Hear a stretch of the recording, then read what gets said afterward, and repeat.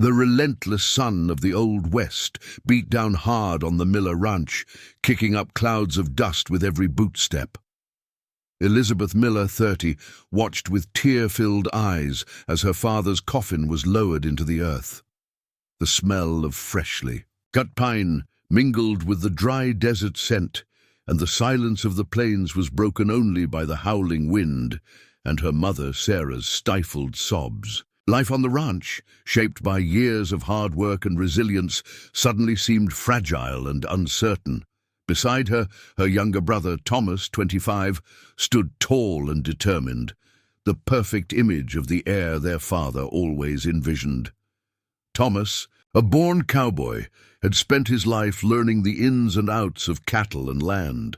Elizabeth, on the other hand, was a woman of independent spirit, with a sharp mind for numbers and organization, skills often underestimated in a world dominated by brute force. She had dedicated herself to the ranch's ledgers, managing finances, and maintaining order, work that, while essential, was often seen as women's work and rarely valued as much as the tough labor in the fields. The reading of the will, days later, sealed Elizabeth's fate in a way she had already feared. The lawyer, with his monotonous voice, declared that the ranch, the land, and all the cattle would go to Thomas. For Elizabeth, all that remained was the old, dusty attic of the main house, a jumble of forgotten objects and faded memories. An electric shock coursed through her body. It wasn't greed that hurt her, but the exclusion, the feeling that years of dedication and behind-the-scenes work had been invisible. Thomas, in an awkward silence, averted his gaze, unable to face his sister. The nearest town, Harmony Creek, just a day's ride away, was her occasional refuge, but now it seemed a distant world from her reality. That night, a thin rain began to fall, turning the dust to mud, echoing the melancholy in Elizabeth's heart. She huddled in a porch chair, watching the distant lights of the barn, where Thomas was already planning the future of the ranch that was now solely his. The pain of injustice and the emptiness of an uncertain future consumed her. She no longer wanted to feel like a shadow, a supporting character in her own family's story. With a lump in her throat, Elizabeth made a silent decision. It wouldn't be the attic that defined her, but what she did with it.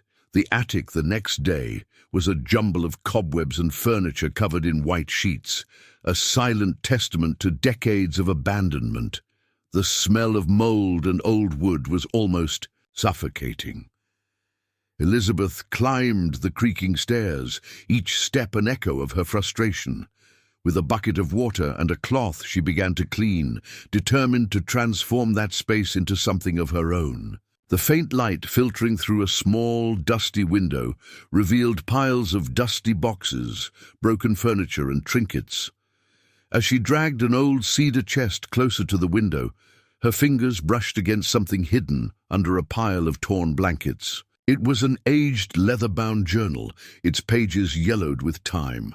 The delicate script on the first page, though faded, was unmistakably her grandmother's. Elizabeth's grandmother, Eleanor, had been a quiet, unassuming woman, but known for her meticulous record-keeping and love for the land.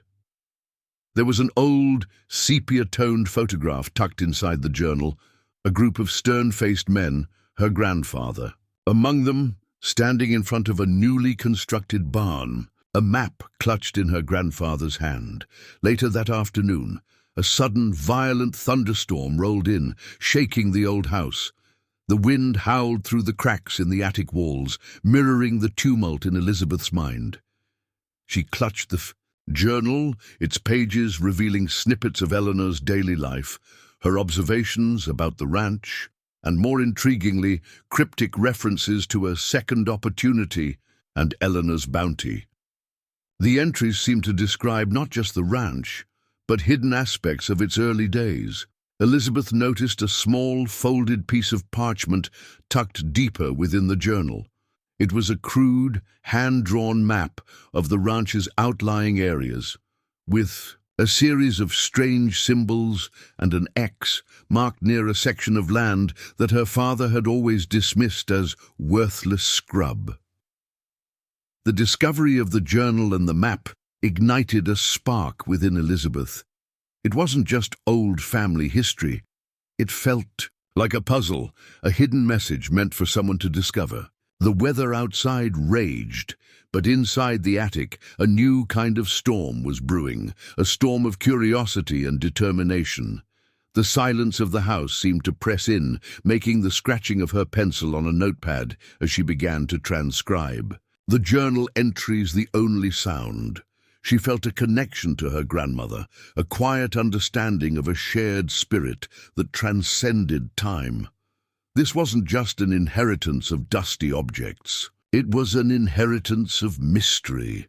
Elizabeth began to spend every waking hour in the attic, meticulously poring over her grandmother's journal and the crude map. She cross-referenced Eleanor's writings with old ranch records she found in another dusty box, financial ledgers, land deeds, and correspondence. The entries in the journal, once cryptic, began to hint at deeper meanings. Eleanor had written extensively about the struggles of the ranch's early years, droughts and harsh winters, but also about a secret investment and a new frontier that her grandfather, William, had pursued with a few trusted partners.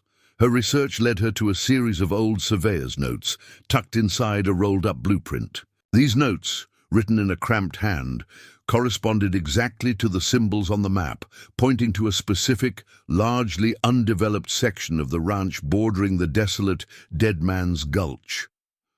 This area was known for its treacherous terrain and had been avoided by the Miller family for generations, deemed unsuitable for grazing or farming. Her father, a man of practical mind, had never bothered to explore it. Meanwhile, Thomas, oblivious to Elizabeth's pursuits, was focused on modernizing the ranch. He planned to sell off a portion of the outlying land, including the very section Elizabeth was investigating, to fund new equipment and expand their cattle herd.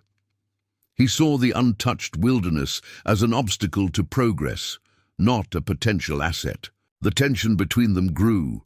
Thomas saw Elizabeth as retreating into a world of old things, avoiding the real work of the ranch. Elizabeth saw Thomas as short-sighted, ready to discard a part of their heritage without understanding its true value.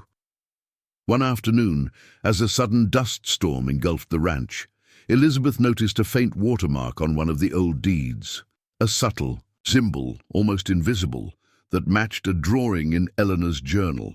It was a small, stylized wild rose. Eleanor had described her husband, William, as a man who planted wild roses where others saw only thorns.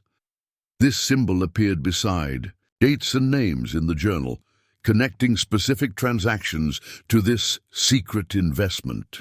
Elizabeth realized that the treasure wasn't gold or jewels, but something related to land itself, a hidden opportunity. The dusty old attic was transforming from a place of forgotten items into a vault of forgotten knowledge. The storm raged. Outside, mirroring the internal conflict between tradition and progress, between what was seen and what was truly valuable. Armed with her discoveries, Elizabeth approached Thomas. The afternoon sun beat down on the parched earth, highlighting the lines of stress on Thomas's face. He was in the midst of finalizing the sale of the disputed land to a neighboring rancher, a gruff, no-nonsense man named Jebediah Stone, known for his shrewd dealings.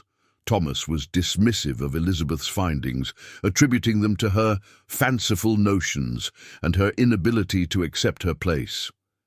"The ranch needs real money, Lizzie, not some old woman's ramblings about wild roses," he scoffed, his voice sharp with frustration.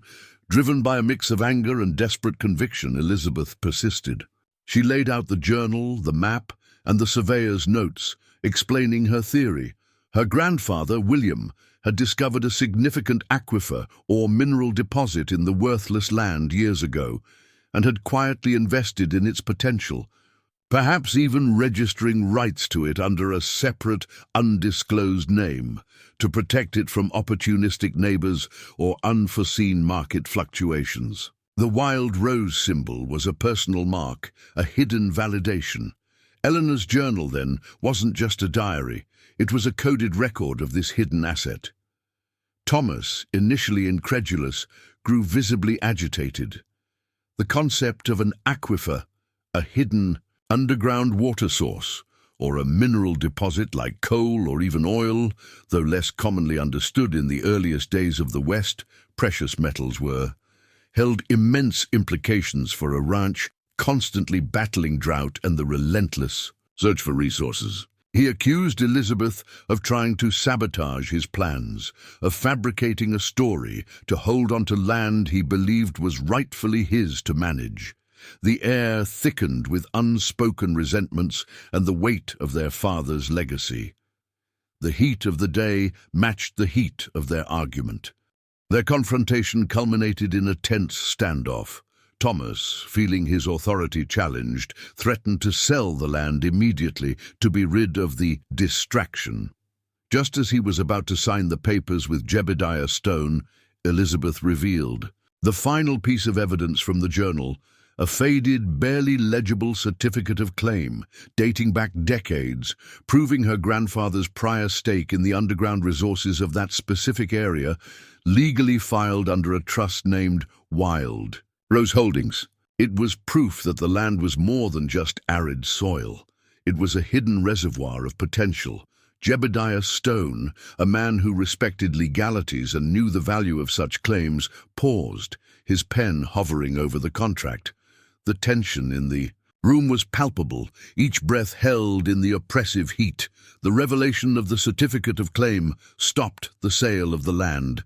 Jebediah Stone, recognizing the legal implications and the potential value of the claim, withdrew his offer. Much to Thomas's stunned disbelief, the weight of Elizabeth's discovery settled over them, undeniable and profound. The worthless scrub was, in fact, incredibly valuable, holding a significant aquifer that could transform the ranch, or perhaps a rich mineral deposit that could bring unforeseen prosperity. Thomas, initially defensive and embarrassed, slowly began to grasp the magnitude of Elizabeth's perseverance and her grandfather's foresight. He realized his sister, whom he had dismissed, had unearthed something that would not only save the ranch but elevate it. He saw the depth of her intelligence, her dedication, and her quiet strength that mirrored their grandmother's. The ranch, always reliant on rainfall and meager wells, could become self-sufficient, a beacon of prosperity in the parched landscape. The news of the hidden resource spread through Harmony Creek like wildfire. Miners and prospectors, hearing whispers of Elizabeth Miller's discovery, began to arrive, offering to assess the land's mineral potential. Water engineers, understanding the value of a newfound aquifer in the arid West, offered their expertise. The Miller Ranch, once struggling, was now viewed with renewed interest and respect. In the end, it wasn't just about the financial wealth the aquifer or mineral deposit brought. The true treasure was the reconciliation between Elizabeth and Thomas. They worked together, Elizabeth meticulously managing the contracts and legalities, Thomas applying his practical knowledge of the land. Their mother, Sarah, watched with quiet pride as her children, once at odds, found a new respect for each other, recognizing their complementary strengths. The ranch was no longer solely Thomas's inheritance, nor Elizabeth's isolated attic. It was their shared legacy, rebuilt on a foundation of understanding and mutual respect. Elizabeth, with her keen mind and newfound confidence, became an integral part of the ranch's future, a testament to her true value. The Miller Ranch, touched by the wisdom of a grandmother and the resilience of a daughter, finally began to flourish under a sky that seemed to promise not just rain, but abundance.